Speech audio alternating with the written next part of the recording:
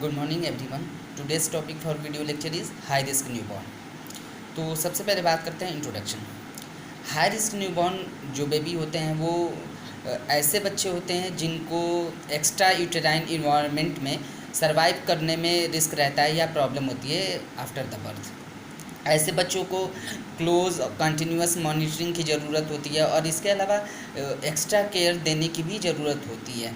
ऐसे बच्चों को प्रॉपर केयर, उनकी नीड्स को कंप्लीट करना, फुलफ़िल करना बहुत ही ज़रूरी होता है। और इसके लिए जो भी हेल्थ केयर प्रोफेशनल्स हैं तो उनको एजुकेट नॉलेज होना चाहिए। तो अब हम बात करते हैं कि हाई रिस्क न्यूबॉर्न में कौन कौन से बेबी आते हैं। तो सबसे पहले बात करते हैं हम लो बर्थ वेट न्यूनेट्स की।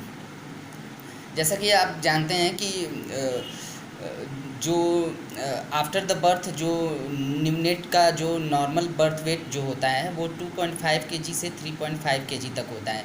लेकिन अगर जन्म के बाद बच्चे का वेट 2.5 केजी से कम होता है तो ऐसे बच्चे को हम लो बर्थ वेट कहते हैं। अगर 1.5 केजी से कम होता है तो ऐसे बच्चे को very low birth weight baby कहते हैं। अगर 1000 ग्राम या 1 केजी से कम होता है तो ऐसे बच्चे को या ऐसे न्यूबॉर्न को हम extremely low birth weight baby कहते हैं। तो जो लो बर्थ वेट बेबी होते हैं इनको एक्स्ट्रा यूटेराइन इन्वायरमेंट में सर्वाइव करने में बहुत ही दिक्कतें होती हैं। उनको बहुत ही स्ट्रगल करना पड़ता है। उनको क्लोज मॉनिटरिंग की ज़रूरत होती है, एक्स्ट्रा केयर की ज़रूरत होती है। अब हम बात करते हैं कि स्मॉल फॉर डेट बेबीज़ क्या होते हैं।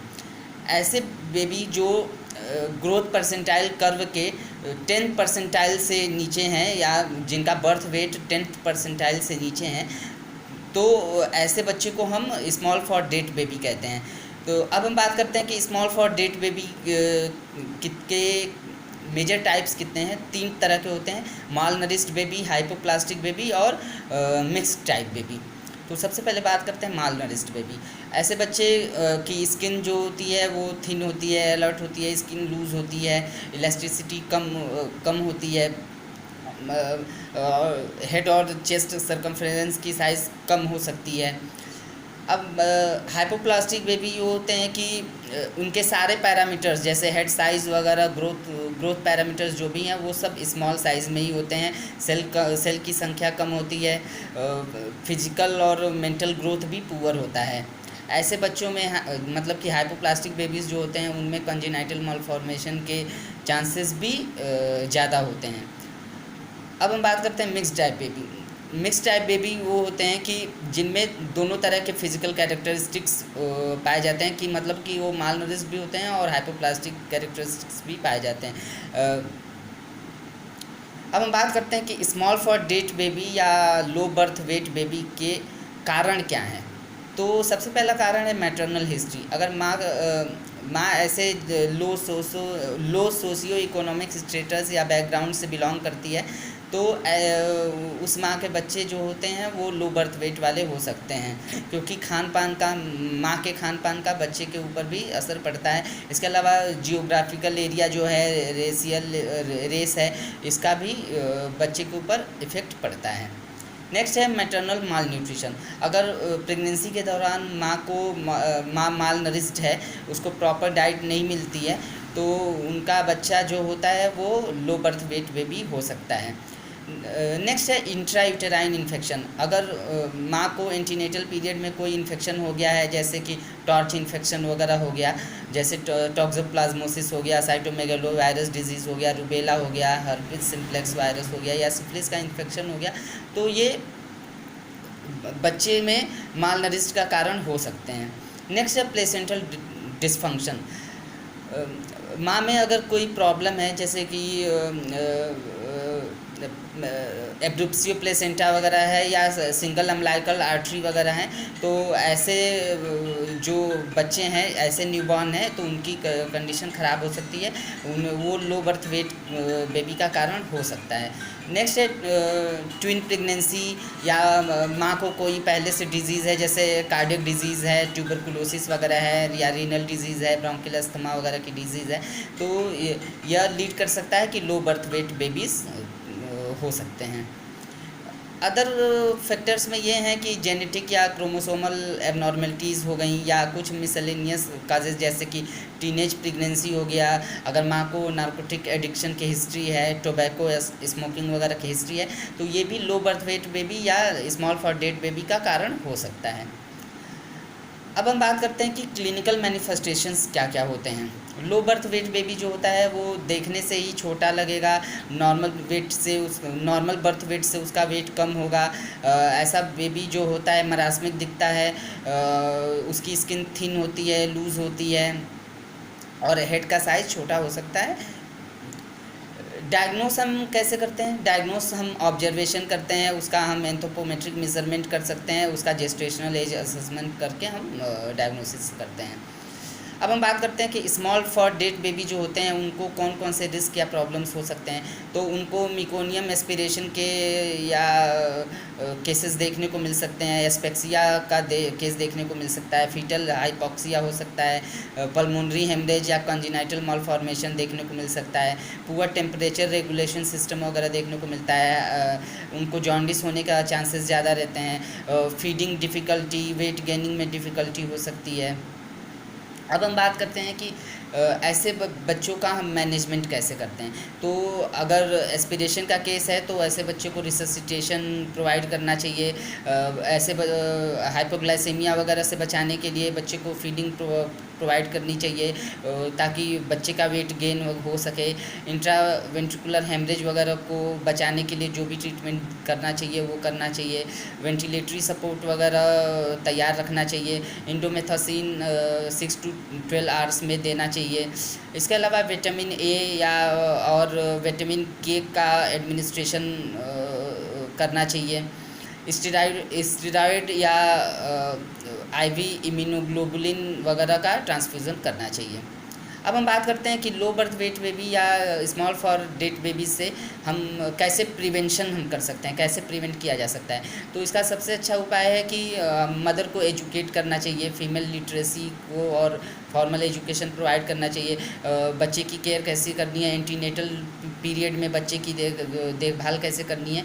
तो माँ जो एंटीनेटल पीरियड में प्रेग्नेंट मदर जो है वो अपनी देखभाल कैसे करे, आयरन फोलिक एसिड की टैबलेट वगैरह ले, अपना खान पान कैसा रखे, तो इसके बारे में बताना चाहिए। मैटरनल हेल्थ स्टेटस पर ज़्यादा ध्यान देने की ज़रूरत है। प्रॉपर एंटीनेटल चेकअप होना चाहिए। और इसके अलावा अगर प्रेगनेंसी के टाइम में मदर को इन्फेक्शन वगैरह से बचाना चाहिए। अगर इन्फेक्शन हो गया है तो उसका ट्रीटमेंट प्रॉपर होना चाहिए। अब हम बात करते हैं कि प्री टर्म इन्फेंट के बारे में।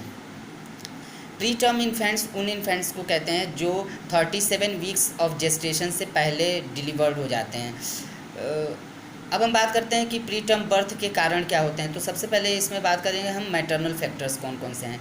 तो अगर मदर को कोई डिजीज़ है या कुछ प्लेसेंटा में कॉम्प्लिकेशंस हो गई हैं, जैसे कि प्लेसेंटा प्रीविया की वजह से एंटीपार्टम हेमरेज वगैरह ज़्यादा है, तो या इनकॉम्पिटेंस ऑफ सर्विक्स है, मैटरनल इन्फेक्शन है, या मदर की न्यूट्रिशनल स्टेटस अच्छी नहीं है, पहले प्री मैच्योर डिलीवरी हो चुकी है, एक्सेसिव स्मोकिंग करती है, तो ये सब प्री टर्म बर्थ के कारण हो सकते हैं। इसके अलावा जो माँ है वो ओवरवर्क करती है, फटीग है, मेंटल टेंशन है, तो ये सब भी प्री टर्म बर्थ के कारण हो सकते हैं। अब हम बात करते हैं कि फीटल फैक्टर्स कौन कौन से हैं। फीटल फैक्टर्स में मल्टीपल प्रेगनेंसी और कंजेनाइटल मालफॉर्मेशन है। नेक्स्ट है मेडिकल फैक्टर्स। मेडिकल फैक्टर्स में ये हैं कि माँ को अगर अनकंट्रोल्ड डायबिटीज़ मेलिटस की हिस्ट्री है, या सीवियर कार्डियक इलनेस है, हाइपरटेंशन है, टॉक्सीमिया है, या फीटल हाइपोक्सिया या फीटल डिस्ट्रेस का केस देखने को मिल रहा है, या सीवियर इंट्रायूटेराइन ग्रोथ रिटार्डेशन देखने को मिल रहा है, तो ये मेडिकल फैक्टर्स हैं जो प्री टर्म बर्थ के कारण हो सकते हैं। ऐसे बच्चों को तुरंत वो डिलीवर्ड करना ही पड़ता है। नेक्स्ट है कि एट्रोजेनिक, जिसमें इम्प्रॉपर डायग्नोसिस ऑफ मैच्योरिटी वगैरह है, तो ये भी कारण हो सकता है। अब हम बात करते हैं कि प्री टर्म बेबी के कैरेक्टरिस्टिक्स क्या क्या होते हैं। प्री टर्म बेबी जो होता है वो साइज़ में स्मॉल होता है, मतलब कि साइज उसका छोटा होता है। हेड जो है उसका बड़ा होता है, सूचर्स वगैरह वाइडली सेपरेट होते हैं, और फंटेनल जो होते हैं वो भी लार्ज होते हैं। फेस जो होता है वो स्मॉल होता है, बकल पैड जो होता है उस पर फैट कम होता है, स्किन जो होती है वो थिन होती है, पिंकिश कलर की होती है, और जनरलाइज एडिमा वगैरह की वजह से शाइनी हो सकती है। लैनुगो वगैरह प्रेजेंट होता है, वर्निक्स कैसियोसा प्रेजेंट होता है। सबक्यूटेनियस फैट जो होता है वो बटक्स पर कम मात्रा में होता है। ब्रेस्ट वगैरह है वो उनका ब्रेस्ट नोड्यूल्स जो है वो 5 mm से कम होता है। ईयर्स जो होते हैं वो सॉफ्ट होते हैं, फ्लैट होते हैं। मेल बेबीज़ जो होते हैं उसमें टेस्टीज़ जो होते हैं वो डिसेंडेड हो सकते हैं, और फीमेल में लेबिया मेजोरा जो होती है वो वाइडली सेपरेटेड होती है, और लेबिया माइनोरा को कवर नहीं करती है। और डीप क्रीज जो सोल में डीप क्रीज वगैरह दिखाई दे सकते हैं, वो मतलब वो डेवलप नहीं होते हैं। अब हम बात करते हैं कि प्री टर्म बेबीज़ को कौन कौन से रिस्क या प्रॉब्लम्स हो सकते हैं। तो प्री टर्म बेबी में हाइपोथर्मिया के, बर्थ एस्पेक्सिया के चांसेस ज़्यादा होते हैं। फीडिंग डिफ़िकल्टीज़ दिखाई दे सकती है, इन्फेक्शन हो सकता है, एपनिक स्पेल दिखाई दे सकता है। इसके अलावा जॉन्डिस वगैरह भी दिखाई दे सकता है, इंट्रावेंट्रिकुलर हेमरेज वगैरह हो गया, मेटाबॉलिक एसिडोसिस वगैरह, ये केसेस देखने को मिल सकते हैं। अब हम बात करते हैं कि प्री टर्म बेबी का हम मैनेजमेंट कैसे करेंगे। ऐसे बच्चे को हम इमीडिएट मैनेजमेंट करने की ज़रूरत होती है आफ्टर बर्थ। कॉर्ड को जल्दी से क्लैम्प करना होता है कि हाइपोवोलुमिया को हम प्रिवेंट किया जा सके। कॉर्ड लेंथ को प्रॉपर रखना चाहिए कि अगर इन फ्यूचर अगर एक्सचेंज ट्रांसफ्यूज़न की ज़रूरत पड़े तो किया जा सके। एयर पैसेज वगैरह क्लियर करना है, एडिक्वेट ऑक्सीजन सप्लाई प्रोवाइड करनी है, बेबी को रैप करना है वार्म टॉवेल में, बेबी को विटामिन के एडमिनिस्टर करना है, और इसके अलावा बेबी को न्यूट्रिशन और एडिक्वेट नर्सिंग केयर प्रोवाइड करना है। इन्फेक्शन से बचाने के लिए एसेप्टिक टेक्निक फॉलो करने हैं। अब हम बात करते हैं कि कौन कौन से ऐसे कॉमन प्रिंसिपल्स हैं जो स्मॉल फॉर डेट बेबी और प्री टर्म इन्फेंट्स के मैनेजमेंट में हमको फॉलो करने चाहिए।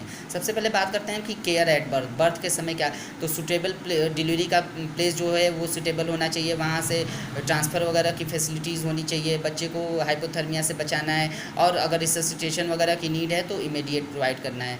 नेक्स्ट है अप्रोप्रिएट प्लेस ऑफ केयर। अगर बच्चे का कंडीशन उतना सही नहीं तो उसको तुरंत NICU में एडमिट करना है। अगर ये डिपेंड करता है बच्चे के वेट पे। अगर बच्चे का वेट 1800 ग्राम से ज़्यादा है तो बच्चे का होम केयर किया जा सकता है। अगर 1500 से 1800 ग्राम के बीच में है तो ये सेकेंडरी लेवल न्यूबॉर्न यूनिट में ज़रूरत पड़ती है। अगर 1500 ग्राम से कम है तो टर्सरी लेवल न्यूबॉर्न केयर की ज़रूरत पड़ती है, मतलब कि NICU वगैरह में एडमिट करने की ज़रूरत पड़ सकती है। अब बात करते हैं थर्मल प्रोटेक्शन की। थर्मल प्रोटेक्शन के लिए डिले बाथिंग ज़रूरी है। Maternal contact kangaroo mother care provide कर सकते हैं। वार्म रूम जो है वो वार्म रखना चाहिए, और इंक्यूबेटर वगैरह, रेडिएंट वार्मर वगैरह की फैसिलिटीज़ होनी चाहिए। नेक्स्ट है फ्लूड्स और फीड्स। फ्लूड्स और फीड्स जो होते हैं स्मॉल बेबीज़ जो होते हैं तो उनको, या जो बच्चे बहुत ज़्यादा सिक हैं तो उनको इंट्रावेनस फ्लूइड प्रोवाइड किया जा सकता है। इसके अलावा एक्सप्रेस्ड मिल्क फीडिंग, कटोरी स्पून फीडिंग भी प्रोवाइड किया जा सकता है। डायरेक्ट ब्रेस्ट मिल्क भी प्रोवाइड किया जा सकता है। नेक्स्ट है monitoring and early detection of complications. ऐसे बच्चों में कॉम्प्लिकेशंस के चांसेस भी ज़्यादा होते हैं, तो उनका वेट और अदर क्लिनिकल साइन जो होता है वो डेली असेस करना है, इलेक्ट्रॉनिक मॉनिटरिंग करनी है, बायोकेमिकल मॉनिटरिंग करनी है। नेक्स्ट है appropriate management of specific complication. इसके लिए कॉर्ड में अम्बिलिकल कॉर्ड के जगह पे इन्फेक्शन वगैरह का साइन तो नहीं दिखाई दे रहा है, इसको ऑब्जर्व करने की ज़रूरत होती है। गुड न्यूट्रिशन देने की ज़रूरत होती है। ब्रेस्ट मिल्क प्रोवाइड करना चाहिए। बच्चे को हर तरह के इन्फेक्शन से बचाना चाहिए। बच्चे को हीट लॉस से बचाने के लिए उसको टॉवल में कवर करके रखना चाहिए। बच्चे को वार्म रूम प्रोवाइड करना चाहिए, और माँ के पास बच्चे को कम से कम कुछ टाइम तक रखना चाहिए। कंगारू मदर केयर वगैरह प्रोवाइड करना चाहिए। हाइपोथर्मिया से बचाने के लिए बच्चे की बाथिंग को हम डिले कर सकते हैं। Okay, today I have discussed about high risk newborn, जिसमें हमने low birth weight baby, small for date baby और प्री टर्म बेबीज़ के बारे में बताया। आई होप यू हैव अंडरस्टूड द टॉपिक। ओके, थैंक यू।